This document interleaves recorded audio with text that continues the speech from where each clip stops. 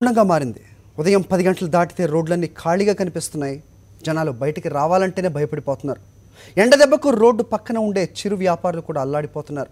విజయవాడలో summer effect ఎలా ఉందో మా ప్రతినిధి రాజా రమేష్ వివరణ అందిస్తారు. విజయవాడ అగ్గిగుండంగా మారింది. ఎండలతోటి ప్రజలందరూ కూడా అల్లాడిపోతున్నారు.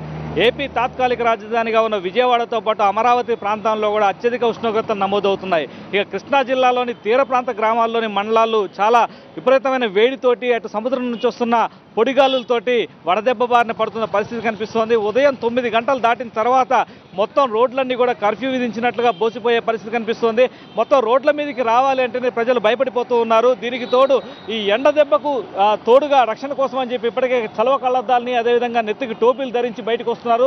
అదేవిధంగా ఎండల నుంచి ఉపశమనం పొందడానికి శీతల పానీయాలను కానీ ఇటు కూల్ డ్రింకులు కానీ ఆశ్రయిస్తున్నారు. రోడ్ల మీదకి వస్తున్న వారందరూ కూడా ఎండల దాటికి తట్టుకోలేమని భయపడే పరిస్థితి కనబడుతుంది. ఎక్కువగా శీతల పానీయాలతో పాటు ఎండ దెబ్బకు ఉపశమనం కలిగించే ఫ్రూట్స్ను కూడా కొనుగోలు చేసేందుకు ముందుకు వస్తున్నారు. మనతో పాటు కొంతమంది ఉన్నారు. చెప్పండి, ఎండలు ఎలా ఉన్నాయి విజయవాడలో? ఏ రకంగా ఎండల వల్ల ఇబ్బంది పడుతున్నారు ప్రజలు? బాగా విపరీతంగా ఉందండి ఎండ.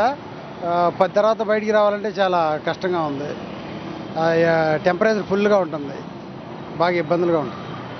ఇటువంటి ఎండల్ని గతంలో ఎప్పుడైనా చూసారా? అంటే మార్చి ఏప్రిల్ నెలల్లోనే ఈ రకమైన ఎండలు ఎప్పుడైనా మీరు అనుభవించారా? లేదండి, ఈ సంవత్సరమే బాగా అనిపిస్తుంది ఎక్కువగా ఎండలు. ఇది పరిస్థితి. ఎండల దాటికి తట్టుకోలేకపోతున్నారు. చలవ కళ్ళద్దాలను ధరించడం కానీ లేదంటే నెత్తికి టోపీలు ధరించడం కానీ ఇటువంటి జాగ్రత్తలు కూడా తీసుకుంటున్నారు. ఇక ఎండల కారణంగా ఎక్కడికక్కడ ప్రజలు బయటికి రాకుండా, అంటే మధ్యాహ్న సమయాల్లో బయటికి రాకుండా ఉండటానికి సాధ్యమైనంత వరకు ప్రయత్నం చేయాలని వైద్య ఆరోగ్య శాఖ అధికారులు కూడా చెప్తున్నారు.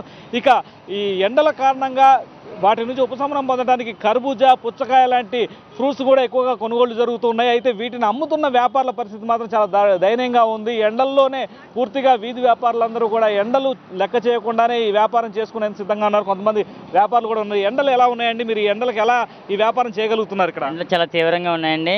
ఇలాంటి ఎండలు ఎప్పుడు లేవండి, చాలా మండిపోతున్నాయండి. రేట్లు కూడా చాలా దారుణంగా ఉన్నాయండి. ఇక్కడ చాలా మంది ఉన్నారు.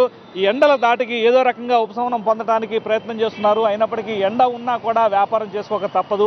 చెప్పండి, ఏ రకంగా ఎండల నుంచి మిమ్మల్ని మీరు కాపాడుకునే ప్రయత్నం చేస్తున్నారు? మే నెల రాకముందే ఎండలు ఫుల్గా వచ్చినాయండి. ఎండలు తీవ్రంగా ఉన్నాయి. దాని మూలన చెట్లు పక్కకి వెళ్ళి అక్కడికి వెళ్ళి ఉండి వచ్చి వ్యాపారం వచ్చినప్పుడు అదరికి వచ్చి అమ్ముకుంటున్నాము.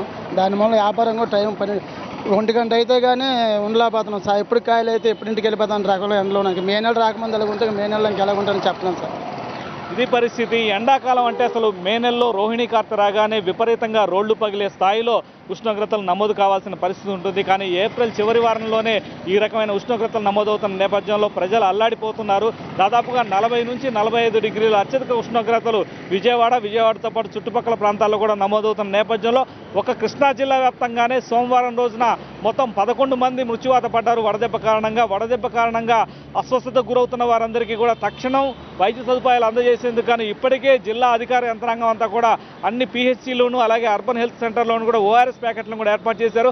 ఇప్పటికే అధికార యంత్రాంగం అన్ని స్వచ్ఛంద సంస్థలు కూడా విజ్ఞప్తి చేసింది. రోడ్ల మీద ఎవరైతే వడదెబ్బ గురి కాకుండా ఉండటానికి వారికి అవసరమైన ద్రవాహారం అందించడానికి చల్లటి మంచినీళ్ళు కానీ మజ్జిగ కానీ అందజేయాలంటూ చేసింది. చాలా చోట్ల కూడా స్వచ్ఛంద సంస్థలు ముందుకొచ్చి చలివేంద్రాలను కూడా ఏర్పాటు చేస్తున్నాయి. అయినప్పటికీ కూడా పూర్తిగా ప్రజలు మాత్రం బయటికి రావాలి అని అంటే మధ్యాహ్నం సమయాల్లో పూర్తిగా రాకుండా ఉండటం ద్వారానే తమను తాము రక్షించుకోవాలని అధికార యంత్రాంగం కూడా విజ్ఞప్తి చేస్తోంది.